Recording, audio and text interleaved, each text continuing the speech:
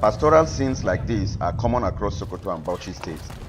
The two northern states have a combined population of more than 8 million people. 75% of the people live in rural communities and villages, governed by one of 43 local government areas, 23 in Sokoto State and another 20 in Bauchi State.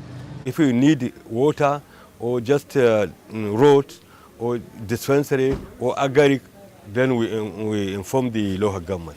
But it's only been in the last few years that the people in these rural areas began to establish a voice in the decisions affecting the development of their community.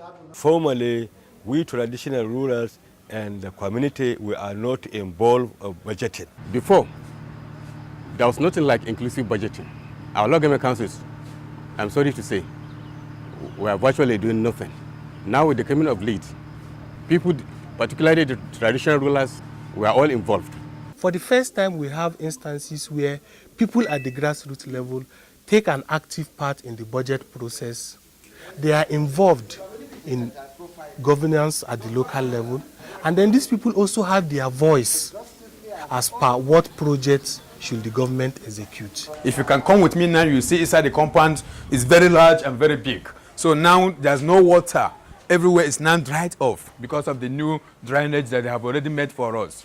So when there's raining now, it will follow the gutter and down to the main drainage they have already made before. So, Chairman, sir, This responsive and interactive partnership between local government and the communities has improved with the help of the civil society organizations in Bauchi and Sokoto states. In the time past, civil societies were seen as antagonists or activists and quite unfriendly to the government. In the last 2 years, the partnership has really been great.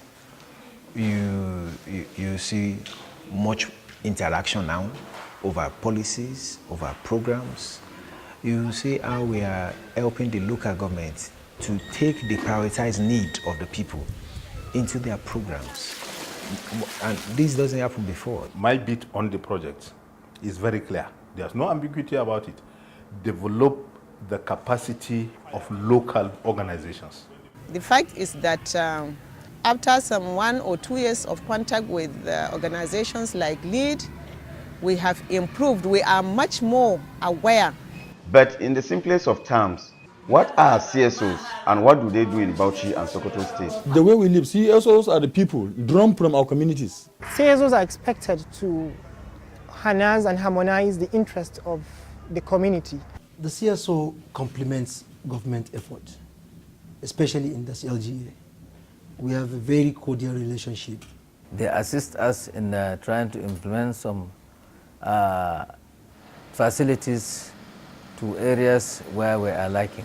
We go into the core area, the communities, into the hamlets to find out the needs, the aspirations. And that fear of there's no transparency, there's no accountability that we fear before we go.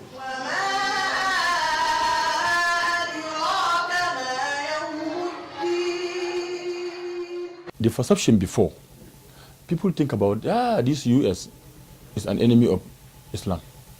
They can never bring anything to Muslim community. Now, but the Sarkinya Kingagi, who works under the auspices of the Sultan of Sokoto, emphasized that perception has been dismissed. And he said USAID is now seen as a friend and partner in progress. Myself, chairman, was visiting my house thrice that I should try to join the local government to also benefit from the US program. The CSOs has become the interface. They've become the bridge. One of the fundamental mandates of CTAD is really to develop the capacity of you all, the LGA staff, in information technology. Press F3. The Center for Information Technology and Development, or CTAD, is a non-governmental, non-profit organization. CTAD teaches the use of information and communication technologies as tools for the development of good governance. Our conception as civil society is that government has to be participatory, and people are not used to participatory governance. So trying to get people, especially government officials and even the ordinary citizens, to understand that there is need for dialogue between the government and the citizen was difficult at the beginning.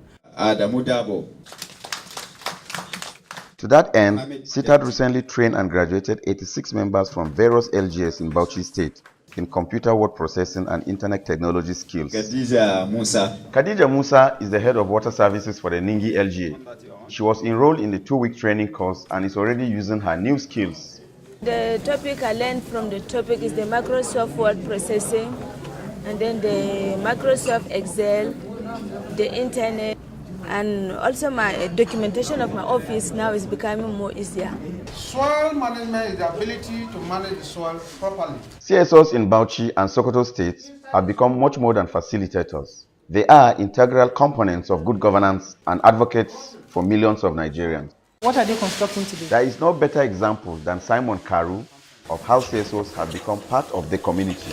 It's kind of funny because I was among the first set of kindergartens that attended YMCA kindergarten far back in 1981. Today, Simon Karu is the executive director of that same Bauchi YMCA, providing opportunity to a new generation of young people. I'm a product of the growth and development of CSOs, particularly in Bauchi.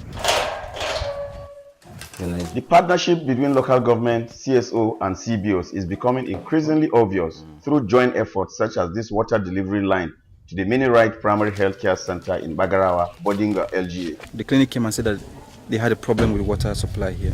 Before, we don't have water, and we don't have even the toilet.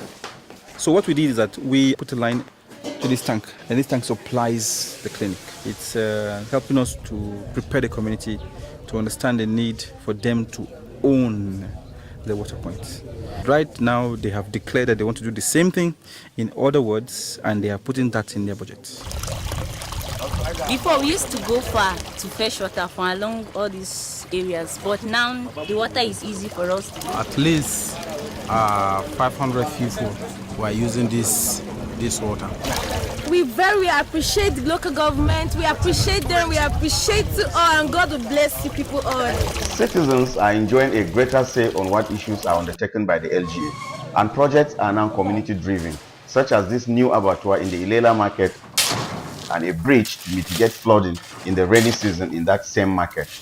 The local government staff, the local government council members have fully realized that it is important to always go back and listen to their people. As civil societies, it is our responsibility to give our contribution towards uplifting the living standard of our society.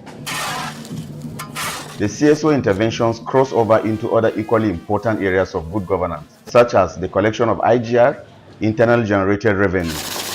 One especially transparent example is the system that has been developed for tracking IGR collection and expenditures, then posting them to a bank account in the Ilela LGA. They go to the markets, to collect all these things, and they remit here. Once they remit, even the citizens themselves, they know that yes, fully this thing is being, monitored and supervised. It promotes economic development. It also gives more confidence to the people living here. Arrange this in a way that there are many now who believe the partnership between local government and the communities they serve is improving dramatically. After we have gone through the whole process, we brought the community and the local government together. They are now sharing ideas. The local government is now buying the idea of going to the community, asking the community for their needs, and then coming back to fix the community needs into the budget. The LEAD project trained the CSOs, opened up our eyes, then we could be able to engage local governments in various aspects better. The CSOs in Bauchi and Sokoto State have created a place for themselves in the process of good governance, a role that is now readily accepted and endorsed by religious and state government leaders as well. There's a difference in terms of approach, because civil society organizations and NGOs has been part and parcel of all decisions that were taking place in this house, and they have been contributed a lot, most especially in terms of our budgeting process and this issue of transparency laws. The members of the assembly are very close to the people. They are always there with their own local people, the people that from their constituency who elected them. So they have the full views of what the constituency wants. So really, we are generally open to the society. Yes, any issue, we bring it to the public for their contribution. One of the criteria is evidence of registration. A clear example is how the CSOs work with the communities and get their priorities into the budget. The Sultan is always so proactive in anything that is impacting the life of the people in the grassroots. And Sultan was entirely very happy the way USAID program is being touching the life of his people. Our level of engagement with local government is, I think, as of now, I can say is very good. Before I can say good. People are learning how to work as partners, and people are ready to put into practice lessons that they have learned from previous experience. Seriously, we feel we have a voice. Gabadai da ayyukanta, mun gode ayyukanta. Mun gode ayyukanta, mun gode ayyukanta.